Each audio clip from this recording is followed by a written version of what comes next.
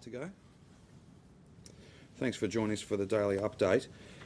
First things first, we have 7,125 cases. That's 403 new cases since we last reported to you. That's 3,630 active cases across the state. I am very sad to have to report to you that 49 people have now died. That's 5 additional fatalities due to this virus since yesterday. I can't provide too much detail about each of those, but to the extent that I can, let me just run through those 5 individuals. There is a male in his 50s. There is a female in her 70s connected to aged care, an aged care setting. A male in his 80s, again connected to aged care. A male in his 90s connected to aged care. And a further male in his 70s not connected. So the person in his 50s and the person in his 70s are not connected to aged care settings. We send our best wishes and our support to each of those families. This will be a terribly challenging time for them. They're in our thoughts and prayers. Of those 403 cases, 69 are connected to known and contained outbreaks. 334 are under investigation by our public health team. There are 201 Victorians in hospital. 40 of those are in intensive care. In terms of testing, we have pushed through the 1.4 million barrier, so 1,413,115 tests since January 1, 27,151 tests since yesterday. Again, thank you to all of those who've come forward and got a test. It is critically important that we have those with even the mildest of symptoms coming forward, getting tested. Those results tell us where we have to work hardest and where we have to make sure that we are doing everything to contain the spread of the virus. In terms of metro regional split, and there'll be some further updates with absolutely definitive numbers. There's still a few cases being examined, but it's roughly 370 metro and 13 odd in regional Victoria. That takes to about 113 cases. That's how many active cases there are in regional Victoria at the moment. So smaller numbers there. Some of those are absolutely connected to well-known and well-understood and contained outbreaks. But we are still seeing some cases in regional Victoria, and some of them I know because of the outbreak settings are challenging. But we are not seeing the sort of growth in regional Victoria that would see us change our settings dramatically, and that's pleasing. I've on a number of occasions talked about the prospect of easing restrictions in regional Victoria at an appropriate time. We simply won't have that option available to us unless we continue to see those numbers low and in fact drive them down even further. That's why, obviously, to every regional Victorian, you've not got the same rules as Metropolitan Melbourne and Mitchell Shire, but there are still rules, and that's why it's important to follow those. You're not required to wear a mask, but if you are out and about and you don't think you can maintain that 1.5 metres, then we'd ask you to wear a mask or a face covering, and of course all the other rules around hand hygiene, cough etiquette. If you're feeling ill, even mild symptoms, please come forward and get tested. There are many different test sites right across regional Victoria. Now, just following up from some of the data that we shared with you yesterday, some of the pretty obvious points that come out of that, the number of people who are waiting too long between when they first get symptoms and when they present for a test, and then a number of people, around half, who once they've had their test taken are not isolating at home. They're still going shopping, going to work before they get their test result. As a direct response to that, because we do think that insecure work, the notion that if you don't work the shift you won't get paid, there's no sick leave, there's no other entitlement you can fall back on. Today I'm announcing that via the coronavirus hotline, which again 1800 675 398, 1800 675 398, a payment of $300 will be available to anybody who has taken a test and then needs to isolate until they get their test result, is in work but does not have sick leave that they can fall back on. So this will be as quick a process as we can possibly make it. It'll be a relatively simple and easy process. It essentially requires you, for instance, to provide a pay slip. If you're in a position where you're not able to do that, then a statutory declaration to that effect, which will be done as simply and as easily as possible. Paperwork's always important, but it's about making sure that we get these payments out as fast as possible. What we've got at the moment is people who feel unwell but don't want to go and get tested quick enough because they're fearful of not being able to go to work.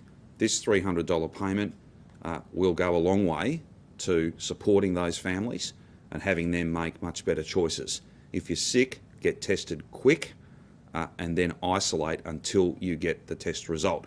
If you were then a positive case, then you would be eligible, because those same insecure work circumstances apply, you would be eligible for a further $1,500 payment, and we would make sure that we made those payments as quickly as we possibly could as well.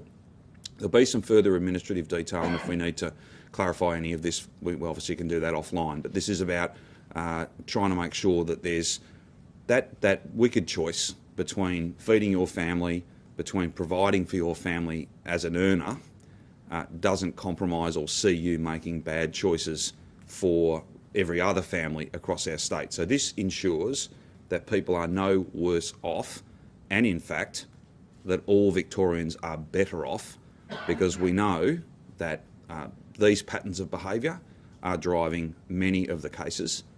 They are contributing in a very clear way to the growth in cases that we have seen over these last few weeks. That's not a matter of judgment, it's simply understanding a problem, doing the hard work to understand that, and then developing a package of direct financial support that I think will be impactful, will have a real impact on many of those people, hopefully all of those people who are making a judgment that they've got to go and work the shift, because if they don't, they simply won't be paid, and that'll make it very difficult for them to provide for their loved ones. I just want to make a couple of other points in relation to where we find ourselves at the moment. Essentially, the ref number, so the number of people that a positive case infects, is around 1. I've had a whole series of meetings last night, a whole series of meetings this morning with all of our public health experts, trying to get the clearest understanding of where that number sits. The thing about it is, if the ref number, if that R0 number, so the number of people that a positive case infects, stays at 1, then we will see stable numbers, but we will not see falling numbers. If, however, instead of every positive case infecting one other person, only every second positive case infected another person, so if we halve the rate, so it was at 0.5, then we will see our numbers come down and come down again and again. That's where we have to get to. This morning I've had, as I said, a number of detailed meetings when it comes to support from Medibank Private, Ambulance Victoria, the Australian Defence Force, a whole range of other Victorian government agencies, whether it be in initial interviews, contact tracing, data management, across the board. Across the board, we shouldn't forget enforcement, compliance, the work of Victoria Police with support from ADF. This is a second wave that's all about the 1 and 2 percenters. It's all about the small things, the small improvements in our internal processes and in terms of compliance across the Victorian community that add up to not just a replication rate at 1, but all those small and hard-won gains that will see that replication rate come down and then to see case numbers come down as well. It's a massive team of people that are working hard day and night. We're so grateful for the support of interstate agencies, Commonwealth agencies. Let the ADF play a really significant part. We're towards about 1,400 people that are on the ground now doing all sorts of different tasks. But let's not forget those Commonwealth public servants as well. They may not wear a uniform, but they're there supporting us as well in lots of different ways also. But of course, we're grateful to the Victorian community also for coming forward and getting tested, for following the rules. All of these things are critically important. If we want to have businesses reopened, if we want to get back to something approaching normal, albeit a COVID normal, then we can't continue to see stable numbers. We have to drive those numbers down. And back to the original announcement I made, if we can have a much higher percentage of people come forward as close to the onset of symptoms to get tested and then isolate, that means the number of exposure days, the number of days that you were at the height of your infectivity and you were just going about your normal business, will be not 3 days, it'll be but a fraction of that. And that means you will, logic just tells you, you will infect less people. You will pass this on to less people. That $300 payment's an important part of that. So too, vigilance in terms of coming forward and getting tested, vigilance in playing your part, following the rules. We're deeply grateful. I personally, not just as the leader of the government, but as a father, as a husband, I am deeply grateful to all of those Victorians who are wearing a mask. I'm deeply grateful to all of those Victorians who are making sacrifices, large and small, to get us to the other side of this. If we all play our part, then that's exactly what we'll be able to achieve. We've got the best advice, we're acting on it. It's a big team, a motivated, committed, highly skilled team. It's comprised of people from all around the country, because we know and understand that this is not just a challenge for us here in Victoria, it's a challenge much more broadly. Stability is better than if we'd not put stage 3 restrictions in, and some of our modelling shows 4, 5, 6, 7,000 cases over the period of a week, and even worse than that if we had not taken the steps we've taken over these last 2 weeks. But stability is not enough. Stability won't get us beyond this. We have to find those small incremental gains. We have to also see compliance in the community at extraordinarily high levels. Can I just finish before I ask Jenny just to add to my comments, particularly in relation to health workers and a few other matters that she wants to cover off. I just want to try and I fully acknowledge that this may not necessarily be the most targeted medium to be speaking to every young person. I don't know that there necessarily is one medium that would get us that outcome. But to people who are younger, if you want to get past these restrictions, if you want to get through this and get back to something that approaches normal, if you want to protect yourself or someone that you love who's got an underlying health condition, or if you want to avoid a fine, I'm not too fussed what motivates you, but even a moment's thought on this, for any of those 3 reasons and plenty of others, the only thing to do is to get tested if you're sick, to isolate while you're waiting for a test, and to follow the rules. Wear a mask, only go out for the four reasons. It's pretty simple. It's pretty simple. If you want this to be over, if you want to get to the other side of it and find that COVID normal and then lock in at that for the foreseeable future and be able to go and have a beer or go and have a meal with a friend or move around the community much more freely than you can now, you've got to follow the rules. You've just got to do it, and you've got to accept that this is, for all those reasons and many more, relevant to every age group. Just as a lead into Jenny's commentary, I would also say to younger people, and I'm not singling younger people out for the purposes of blame, it is a significant part of our new cases, and there's no getting around that, and trying to be polite about it won't achieve the outcome we want. The other point I just make, and this is not something I'm simply saying, it's borne out by the facts and the evidence. There are a lot of young people who have died of this in other parts of the world. There are a lot of otherwise healthy people who are not in the last moments of their life. They're not in the last chapter of their life. They are much younger, they are otherwise healthy, and they have become ill.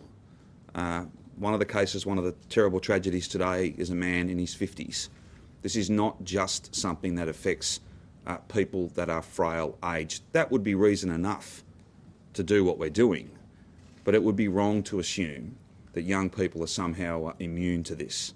Even otherwise fit and healthy young people can get sick and can die from this virus. What's more, you've heard us say a few times over the last few days, there is growing evidence on an international basis that many people are not so much getting over this like a common cold. It is lingering, it has persistent chronic condition type symptoms, whether it be shortness of breath for a prolonged period of time. This is not something you want to get. It's certainly not something that you want to spread. Regardless of your age, gender, your faith background, your postcode, your income level, everybody is in this together, because everybody will pay a price, all of us, if we don't get to the other side of this. So for whatever reason, we all need to play our part. If you want to get out of this quickly, or certainly quicker than would otherwise be the case, and avoid a fine, and protect those who you love and those who you've never ever met, or indeed protect yourself, then these rules must be followed, and we all must make these sacrifices, large and small.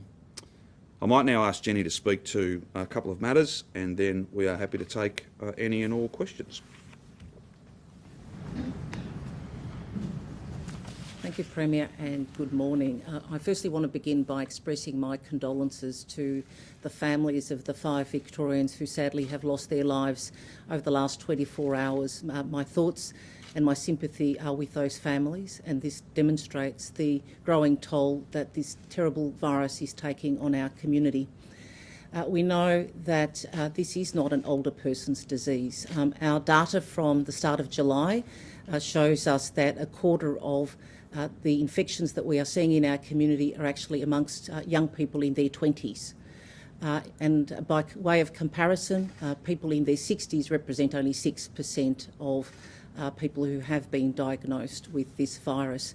So this is a highly contagious virus that can strike anyone in our community, regardless of their age, regardless of their circumstances, and it is important that we all work together to protect each other. We have children in our hospitals at the present time. 4 children are in our hospitals recovering from coronavirus, and in fact 20% of our patients are aged under 50.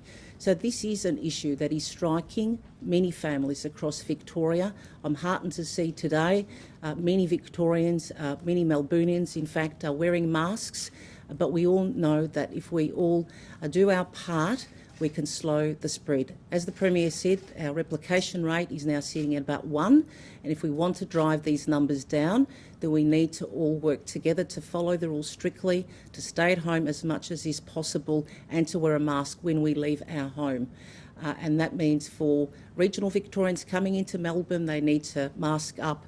For Melburnians going into regional Victoria, and they should be only doing that in very few limited circumstances, they also need to be wearing a face mask or a face covering as well. So if we follow those rules, then we can turn this around and we can drive those numbers down. It is concerning that we have seen people delaying getting tested. We are making it much easier now with these worker support payments for people to access additional financial support from the time that they are waiting for a test result to come in, as well as, of course, during the period that they need to self-isolate if they are a close contact or if they are a positive case. So we are providing that additional support. We're making it easier for people to get tested. But if you do have any mild symptoms whatsoever, then it is important that you get tested as quickly as possible, that you stay home until you get tested, and that you stay home until you get your test result. One further point I wanted to make relates to our most vulnerable in the community, and we know that our most vulnerable are aged care residents and patients in our hospitals. And this is why in recent days Safer Care Victoria has worked very closely with clinical experts to make sure that the hospital visitor policies and those that apply to aged care homes are able to protect those most vulnerable in our community. So from today, there will now be some further limitations on visitors being able to go into hospital, go into a nursing home. This is designed to strike a balance between compassion in very challenging circumstances and putting the safety of those patients and residents first. So generally speaking, there will only be able to be 1 visitor for 1 hour once per day. There are some exceptions to that, of course. So, for example, there is no change for a parent accompanying a child patient at a hospital. They are able to stay with their child for the entire duration. And similarly, in palliated patients' circumstances, visitors are able to stay with their loved one. But we have put these new policies in place to make sure that we can put the safety of those patients and those aged care residents first. So thank you to everyone who is doing their part. Thank you to those Melburnians who are wearing a mask from today. It is important that we all continue to follow the rules and we can drive the numbers down. Thank you. take any questions you have. Premier, federal and state treasury modelling that's out today assumes that our current lockdown's going to end after 6 weeks. You warned us yesterday that if we can't get on top of these numbers, the lockdown will last much longer. And you did modelling in April when we had a tiny fraction of the number of active cases that we've got now that assumed 6 months of lockdowns. Is it really realistic for treasurers to assume that we'll be able to relax restrictions a month from now? Well, modelling is just that. It's modelling based on assumptions, and at critical points in time we won't be dealing with assumptions, we'll be dealing with the actual facts that we face. So I can't predict for you, Rachel, where we'll be in another 3.5, 4 weeks' time. What I can say with a degree of confidence is that if people are getting tested very soon after they have the first symptoms, if people are isolating when they're waiting for a test result, and if people are wearing masks, for instance, just 3 simple things that can be done, then we will see these numbers come down and we are much more likely to be out of this sooner rather than later. There's a lot of modelling, whether it be economic modelling, or modelling around the way the virus is going to unfold. All of that's based on assumptions, but our decisions are based on real data. The very fact that the federal government have extended their support arrangements, JobKeeper and enhanced Job Seeker, right out until March, I think that's an answer to your question in many ways. This is not something that's going to be over soon, because unless and until a vaccine is developed, this is always to some extent going to be with us. The key point though is, do we want these sort of stage 3 restrictions for a much longer period of time, or do we all play our part, do our very best to beat this thing, or at least to suppress it, to smash it so it's in such small numbers that we can open up again? Premier, who's the lead agency on contact tracing now? Is the ADF the lead agency or the Health Department? I had a conversation, very long conversation, a detailed conversation with a number of public health officials last night and again this morning. The contact tracing team is run by the Health Department. ADF are here to advise, to assist and to empower. And that is a direct quote from Commodore Hill, and I'm very grateful to him and his team. They're doing amazing work, terrific work. We're so grateful to them. I had a really good discussion with him this morning, and it is about as the task grows, the team grows, and with that specialist understanding that we get from the ADF, and which we've had all the way through, but it's now, because it's a much bigger task, we have many more people.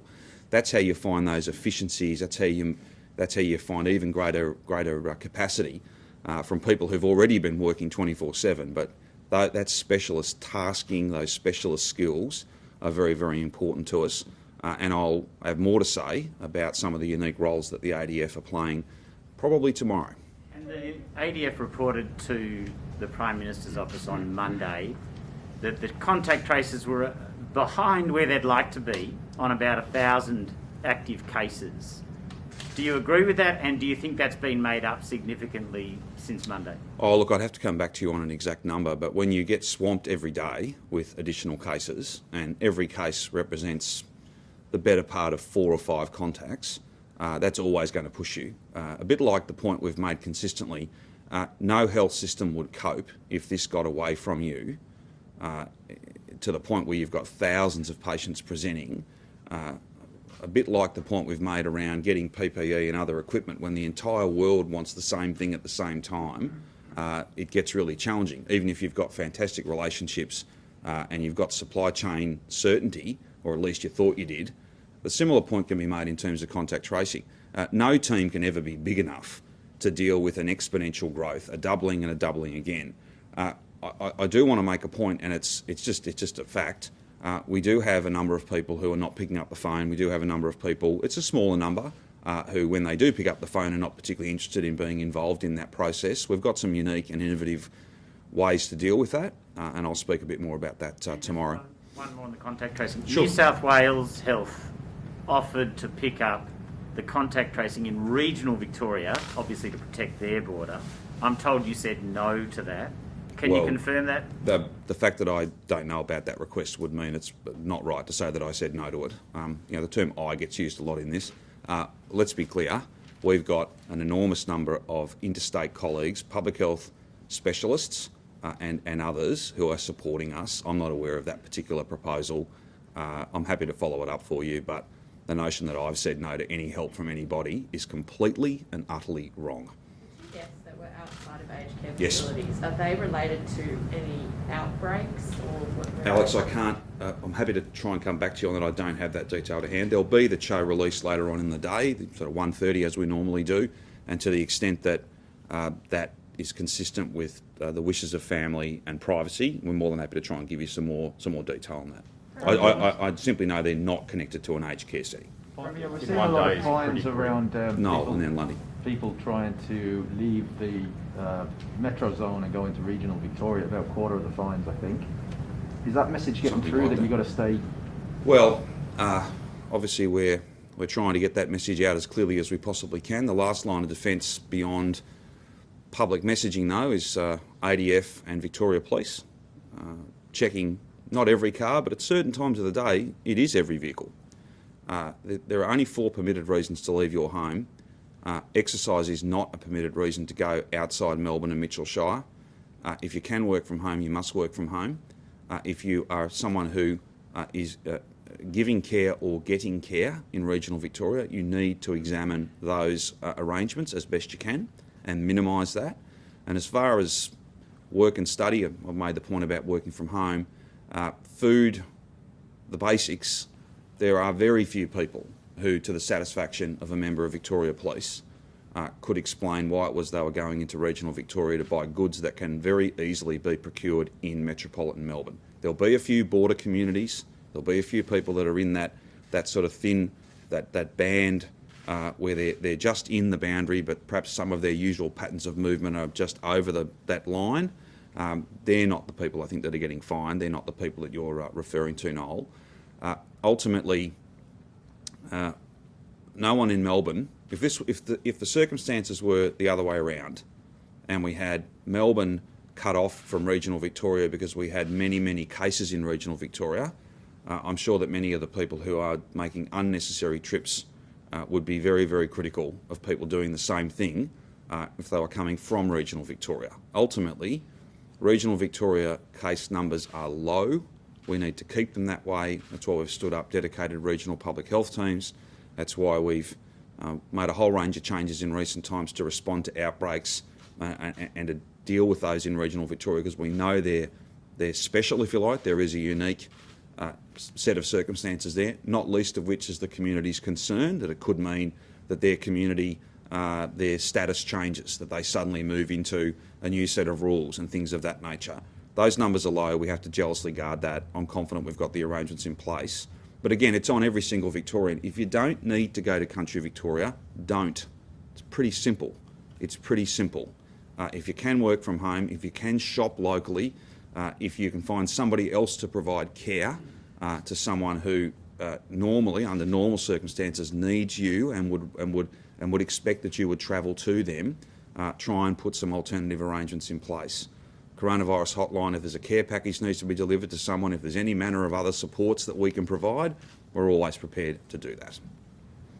Five Lundy, deaths. sorry. There's five deaths in a day, I think, is the worst we've had since this pandemic began. Given the recent case numbers and the lag time, are you concerned that we're going to see bigger numbers in the days to come? Well, what we know is if numbers continue to grow, there will be a percentage of people within that cohort that sadly die.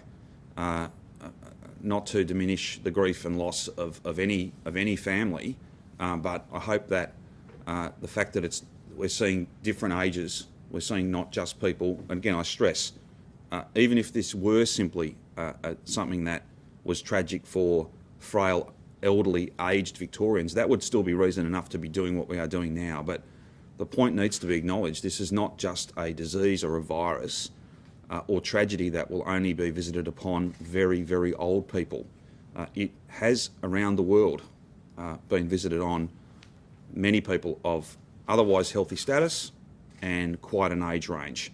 I've made this point a number of times. I take no joy in making it, but no family will be untouched by this if it gets away from us. And every day there's 400, and we're seeing stability but not a decline. That will mean more people. The statistics tell you, the logic tells you, the maths of this is that'll mean people die. And That's really what's at stake here. And, you know, there's been the odd commentator who thinks that it's not right to tell that, to be straight with people. They think that that's alarmist language. It's not alarmist, it's a fact. It's a fact. We are all in this together, and we all need to work together, doing simple things, doing large and small things, each of us, to protect each other.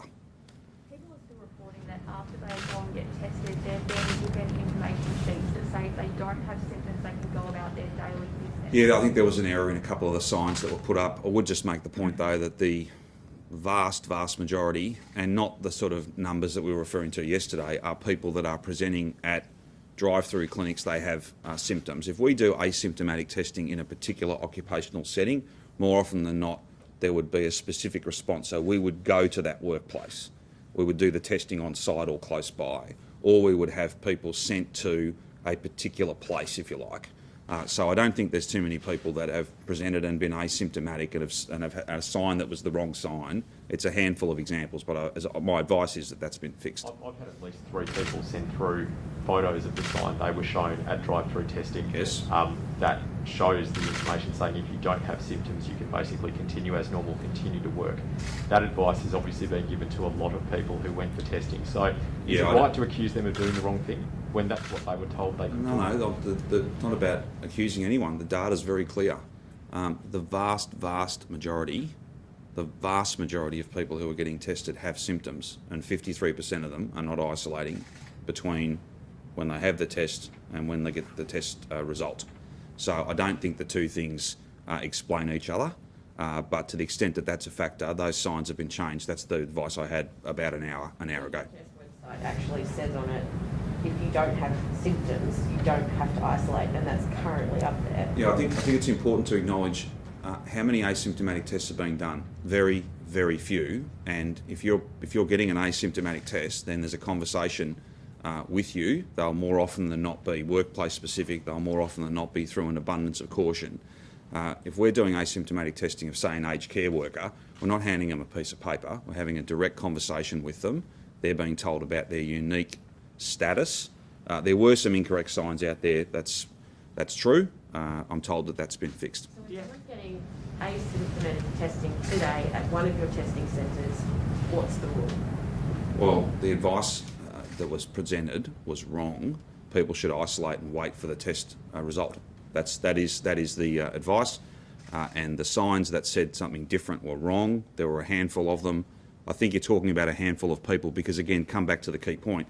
There is only a very small number of people who are coming forward and getting testing with no symptoms whatsoever. That is not driving that 53% number. In fact, they're not counted in that 53% number. The 53% is those who should have been isolating because they have symptoms and they're presenting with symptoms. The point I'm making is there's a very, very small number of people who are coming forward to get tested that have no symptoms whatsoever. That's a very, very small number, particularly through drive-through sites and things like that. It could be higher in an aged care facility, for instance, or in an abattoir or wherever it might be where we do those asymptomatic tests. The vast bulk of tests are people who've got symptoms. In terms of the testing figures, active cases you say don't have exponential growth, but in Dandenong there was a 900% increase in 1 week. Casey was 300%, Kingston 600%. There's no testing site in Kingston. Are we seeing problems in some LGAs where we are actually having much higher growth than others that weren't originally in the Well, I don't think that's got much to do with the fact that there might not be a testing site on every single corner. People move between one local government area and another. I'm pretty familiar with that community. It's where I live, and people may live on one side of a local government boundary. If I drive about 2 minutes from my front door, I'm in another council area. So let's not try and draw connections between things that aren't particularly linked. In terms of percentage increases, I think you've always got to be careful to look at the raw numbers. If you went from 0 cases to 1, that's a pretty big percentage increase. If you went from 1 to 10, it was 9 to 56. yeah, and how many of those were connected to outbreaks? Again, I'm happy to come back to you and get the Cho to give you via his release or any other comments you need a breakdown of those numbers. There'll be a bunch of workplaces in that. there'll be aged care outbreaks. Again, the community transmission is the biggest challenge for us. But again, the virus is there. It is growing. I think that particularly in some of those settings where I think it's fair to say there are many, many people who are working when they shouldn't be, that may be driven, I think it is in large part driven by a sense that if they don't go to the shift at the factory or the warehouse or the cool store in Dandenong, they won't get paid. Hopefully today, through this $300 worker support payment, we have gone a long way to dealing with that underlying issue. Is there any more detail? You just said you'd get more detail maybe about where people are getting it, what workplaces. Do you have any more detail? Sure, not that I can report today. I think that in general terms, the settings that Brett and all of us, I think, have gone through in recent times, they still remain a big trend. That is to say there won't be some others. But it's those workplaces that we've talked about, in fact, the ones I just listed really. But aged care, healthcare, big sites where there are many people working, lots and lots of movement, and often people that have to work quite close to each other, whether it be a meat processing line, a big warehouse, those sorts of settings continue to drive those numbers. We've seen where there is community transmission. Like we're obviously getting lists of active cases, Yep. but you said community transmission is the issue. So can we get a list of where? I'm happy to community pass that transmission request on to the Chief Health Officer. We've seen active cases increase almost tenfold since July 1. I think they were 370 then. They're up over 3,600 now. Yes. Was there a point about a month ago where we dropped the ball and we should have been more onto it and we weren't, and that's why we're seeing what we're seeing now? And I guess, how do you explain, did we miss groups that we should have been testing? What happened? Oh, no, I wouldn't see it that way at all. And I don't think you can point to a low number a month ago and say that was a critical moment.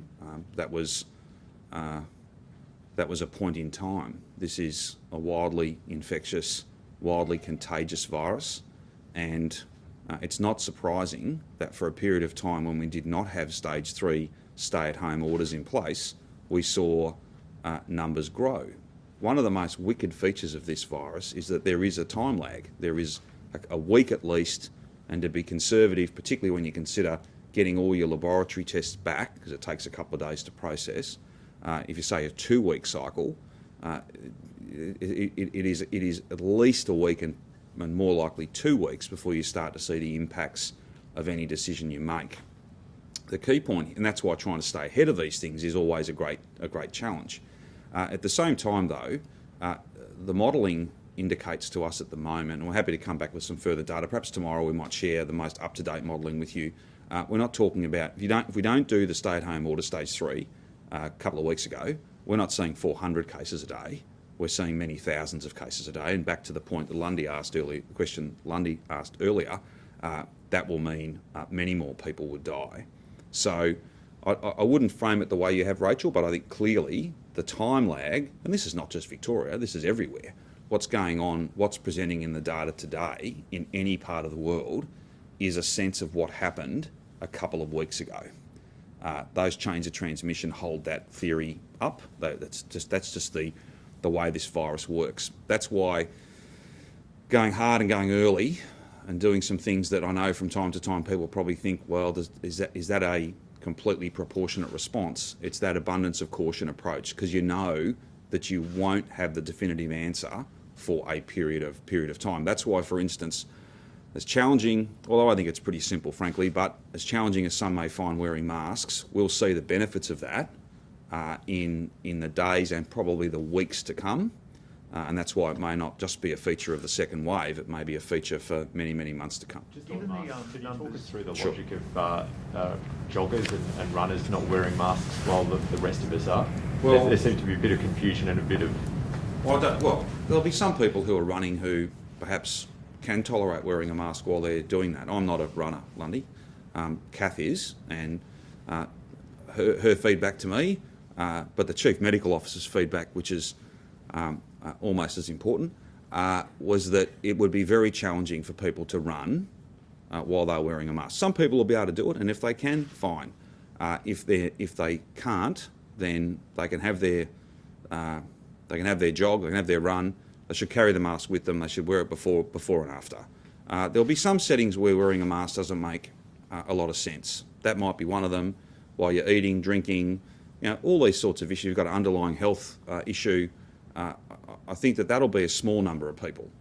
The key point here is the vast majority of Victorians, if they're following the rules, will be wearing masks, and that will definitely contribute. Because I just want to make this point as well.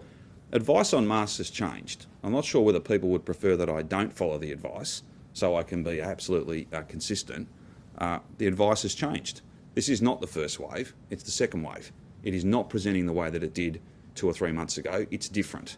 And therefore, masks, on the advice of all the health experts, not just at a Victorian level, but at a national level as well, is that this is a proportionate and a smart thing to do. Now, was it proportionate and necessary weeks and months ago? The medical advice is no. So I suppose I could have said, no, actually, that'll look a bit inconsistent, so I'm not going to do it. There are many counterintuitive things in this. There'll be inconsistencies, of course, because it's rapidly changing. It's wildly infectious. If we all wear the mask, then we'll be playing a part, protecting each other, and that's how we'll go from every positive case infecting another person to every positive case infecting every second positive case infecting another person. So halving that rate and halving again and again and driving those numbers down. Have you had any feedback this morning from police in relation to... Sorry, I didn't get Have the you first had one. any feedback from Police Command this morning on No, I what haven't they're yet. seeing? I'll be having some conversations with them a bit later on today. In terms Given of the numbers that we're DHS currently- website on masks, it says that you can wear any kind of face covering Correct. as long as it doesn't have a hole or a vent in it. Tim Powers this morning was wearing one with a vent in it. Well, again, I'm not sure what face covering the Treasurer was wearing today. Will you be talking to him about it? Alex, masks or face coverings, all of us should do our very best, and I'm sure all of us will. Next question. Given the numbers that we're currently seeing, is it now more likely than not that we won't see restrictions ease at the end of the 6-week period? Look, to be frank and direct, I can't give you an answer about what things look like in 3.5, 4 weeks time. That is, people can be confident that we'll keep working as hard as we can. We'll keep doing everything we need to do. And if Victorians match us in that effort, then it's more likely that this ends sooner rather than later. But I can't predict today what that R0 number will be. I can't predict how much community transmission there'll be. I can't predict how many cases there'll be. What I'm pleased to see, but again, getting too narrative on this stuff can be a problem. I don't know what tomorrow's numbers are, but if you put a line through the last week or so, and certainly over the last 2 weeks, we're not seeing that absolutely out of control growth to thousands of cases a day. There seems to be a relative stability, and that's reflected in the numbers, but also the modelling, that R0 number at around 1. That means you're going to stay relatively stable, but that's not good enough. We have to drive the numbers down. Is it When realistic you- though to tell people at this point, prepare for the worst, prepare for No, I restrictions wouldn't. not easing at the end of that 6-week period, Well- given the numbers that we're seeing? Sure. I understand the point you're making. The way I would term it is that unless we all play our part, unless we all recognise that we've all got a stake in this, and it runs from everything from inconvenience to absolute tragedy, unless we all acknowledge that in that spectrum we all have a stake in this, then the lockdown will be longer than it otherwise would be. And no one wants that. I want businesses to survive. I want businesses to open. I want people back at work. I want people finding that COVID normal as soon as possible. That will be further away if we don't, all of us, play our part. And it's large and small things. Large and small things. Hopefully the $300 worker support payment to those who might have been making that very difficult choice to go to work in order to feed their kids rather than going and getting tested and isolating until they got the result. Hopefully that deals with a really big driver of some of the numbers that we've seen. Are we where you With the hoped? exception of mandated masks in aged care homes, currently workers are only required to wear full PPE after there's a suspected or confirmed case of COVID. In many nursing homes, that's obviously too late. So given what we've been seeing of late, should workers now be required to wear full PPE in nursing homes at all times? So there's a number of protocols in aged care, Lundy. They've changed of recent times. There's been a very cooperative partnership with the Commonwealth around that issue. This is almost exclusively a private sector aged care issue. I'm more than happy to have Brett come back to you or someone from the public health team just to take you through what those changes are. Are we where you hoped we'd be 2 weeks into the lockdown when you imposed it a bit over a fortnight ago? Well, Rachel, I think I've been pretty clear to say to people that it'd get worse before it got better. That's the first point. The second point has always been you've got to bring stability first. You don't just go from skyrocketing numbers to suddenly they're going down at an equal rate. You've got to bring some stability first. That's that whole flattening of the curve notion. I haven't given a lot of thought about where I might have liked to have been over these last 2 weeks. I'm looking at the actual data and doing everything I can to make sure that we've got the settings in place, we've got the systems in place to bring stability in the first instance, which it would seem on the modelling and on the numbers, and you've got to see alignment with those to really make any judgment. There's some modelling out there that over the journey, not just here but in other states and around the world, that told a very different story to what actually happened. The modelling is a guide. The real numbers are what you have to be concerned about. I think there is some stability there, both from a kind of theoretical point of view and the real numbers we're seeing each day. But we shouldn't lose sight of the fact that even with stability, that will mean some people die. That will mean that some people are gravely ill, and it will mean, because of recent international evidence, that some people will not shake this like a common cold. They will have lasting impacts. This is not a good thing to get, and that's why everyone needs to work hard to not contract it themselves, and if they do, not to give it to anyone else. On hospital visitor restrictions, will Yes. partners be able to watch their child be born? Will maternity wards apply? I think Jenny's got some information on that very important issue. Thank you. So, as I said, from today, there are some new visitor policies that are in place in our hospitals. We know that some health services have gone above and beyond in recent weeks to address specific concerns that they had for their clinicians, their dedicated healthcare workers and for their patients. And what we're seeking to achieve here is a greater degree of consistency across health services, but also for patients' families to understand that these changes are being put in place with a view to protecting patients, including newborn babies. So from today, the rules that apply to maternity situations is a woman is able to have her partner or support person with her for as long as is required for the entire labour and birth of their newborn baby, and then their partner or support person is able to be with them for a 2-hour visit after the baby is born. So this addresses some of the concerns that we have seen in relation to at least one health service that I'm aware of in the last week. We are trying to strike a balance there between, as I said, compassion and safety. And we ask for Victorians' understanding at this challenging time that these limits on visitors that have been put in place, in fact, since the start of the pandemic, have been put in place with a view to protecting the most vulnerable in our community. Wongarata Hospital had some problems yesterday with Yeah. 80 staff Yes. not being able to get over, or tougher border restrictions, meaning they weren't able to go to work.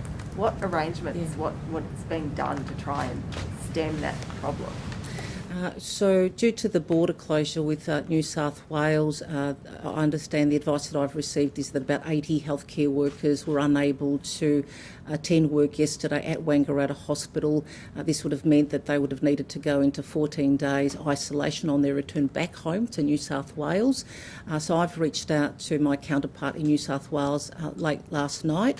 And he's given me a commitment that he will look at this issue, and it's really important, of course, that healthcare workers, that is both those who work in hospitals as well as paramedics and others, are able to continue to provide that support in their healthcare services. Of course, many New South Wales residents, in fact, utilise health services in Victoria, close to the border.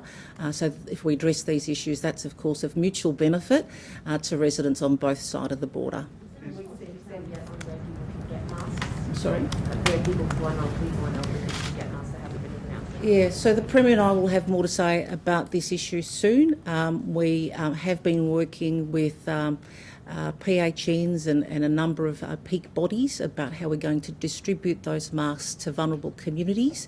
This is why, I guess, the advice that we have issued has been relatively flexible. We've been saying to people, you know, a covering is better than no covering, and that in the interim people can use a scarf or a bandana, other types of face coverings to make sure that they're protecting themselves as well as protecting others. So we'll have more to say about that very soon. Minister, there's been another coronavirus case linked to prisons. Is the government giving any more consideration to releasing some prisoners? I know the Premier's addressed this matter on a number of occasions, and I'll defer to him. The Corrections Commissioner has spoken to the issue of containment within prison environments. We know that custodial environments are very challenging, and that's why there's a number of precautionary steps were taken, I think, yesterday and the day before, and we'll continue to apply that zero tolerance approach, if you like, a complete take no chances approach when it comes to that. So that's the work of the Corrections Commissioner, and I think that she's doing that well. I've already answered the question around any changes to who's in and who isn't in our jails. We're not making any changes in that regard as a result of the pandemic.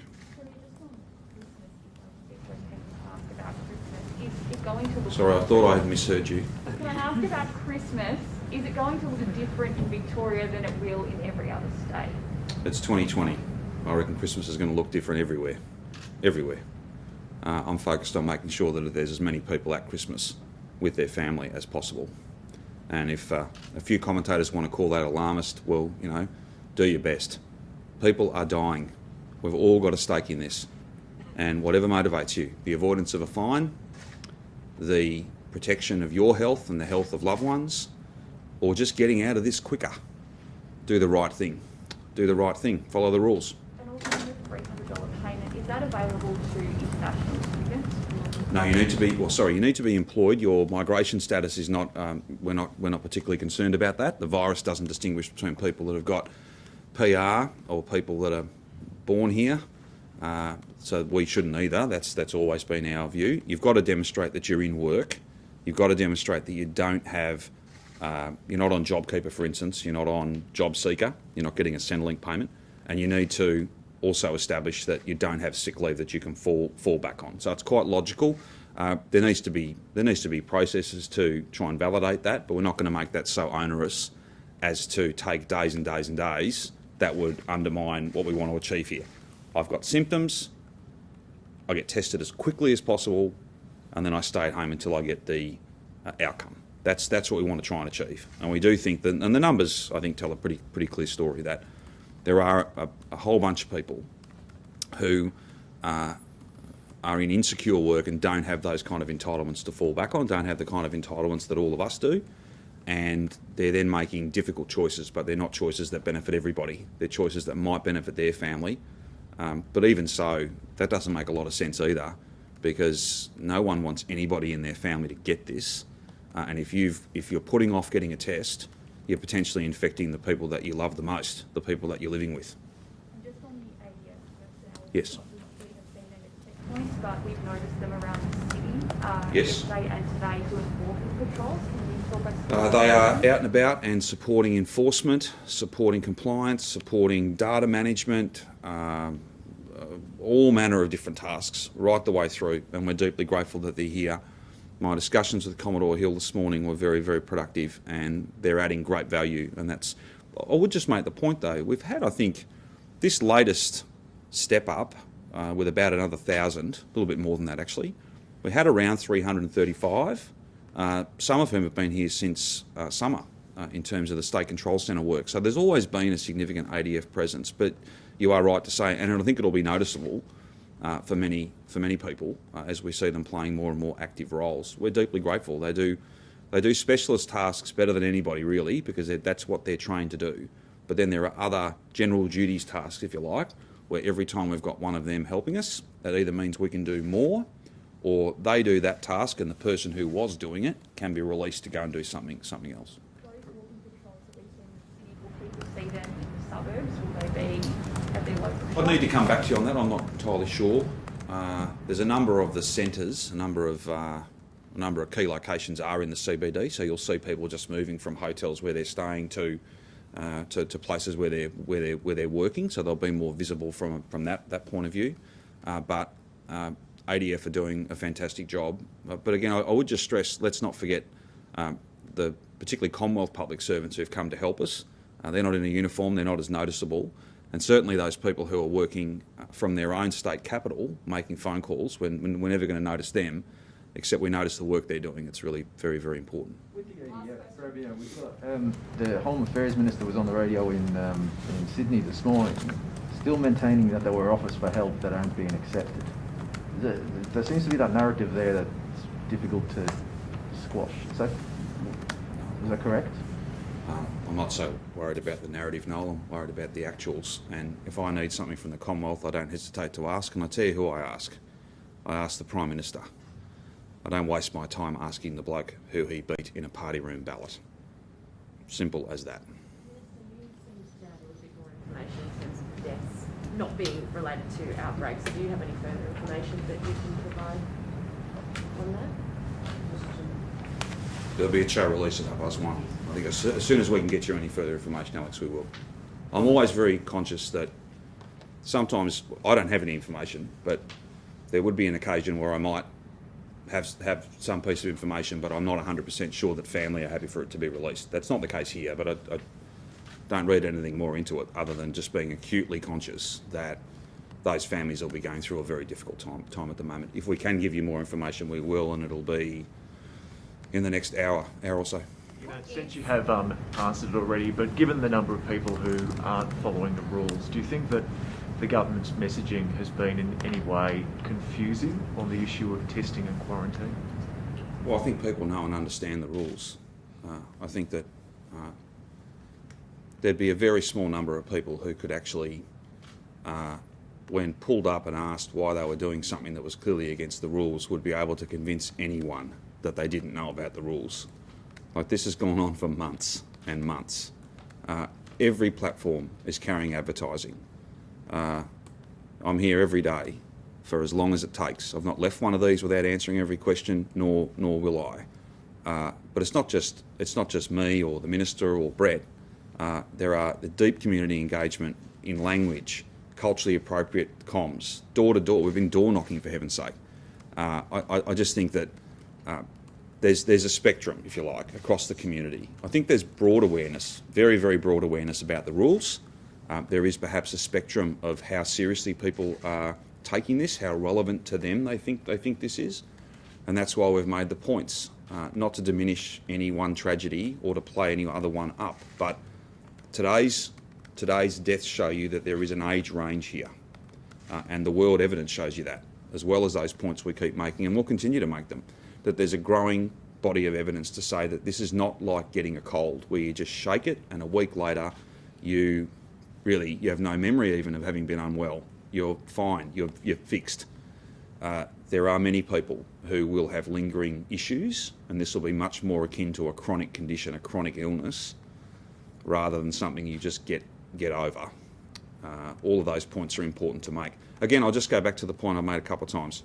Whether it's to avoid a fine, whether it's to get out of this quicker rather than it going for much longer, or whether it's to protect yourself or someone you love, you've got to do the right thing.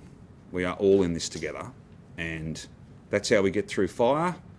That's how we'll get through this public health bushfire, this second wave, and it's how we'll avoid a third one.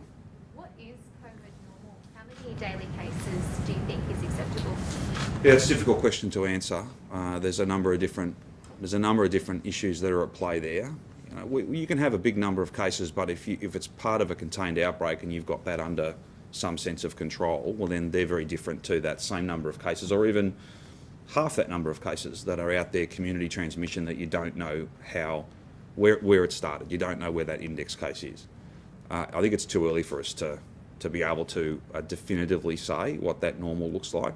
I think perhaps the easier way to do it is to say, from a personal behaviour point of view, I think we're going to be wearing masks beyond this second wave, because they may well have enduring benefit. I think that all the hand hygiene, 1.5 metre distancing, I think the notion of really big crowds is not something that we're going to see for quite some time. I think that all those things will be a feature of what that normal looks like. We'll get to that place, which is infinitely better. More jobs, more profit, more businesses surviving.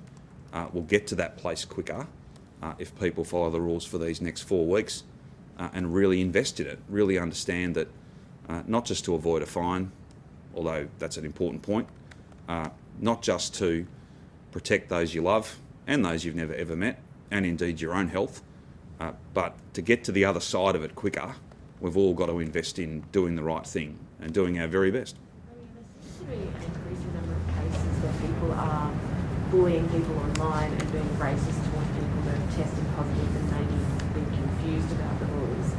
Do you have a message about how the community should respond to people that do test positive to the virus? Well, this virus doesn't discriminate between where you were born, where your parents were born, whether you pray or don't pray, what language you speak at home, your postcode, your income level, the job you do. It doesn't discriminate. It's wildly infectious, and anyone who's kind of getting into that sort of behaviour, that's just not on. We are all in this together, and we all need to support each other. And look, the thing is this: I'm not lecturing. It's a statement of fact. We're at our best when we all stick together. We prove that every summer, every single summer. We prove that when we stick together, we are at our best. We are at our most effective.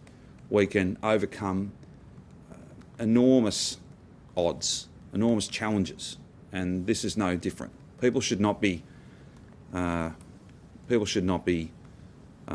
vilifying or being critical of those who test positive. I want people to keep coming forward, get tested quicker, come forward even quicker. We'll support you, and if you are positive, you'll get further support, and you will have made a powerful contribution to us driving that R0 number, the number of people that each positive case infects, down. And that's when we'll see the numbers come down, not just in theoretical modelling, but in the actual case numbers that I report here every day. Any other issues? See you tomorrow.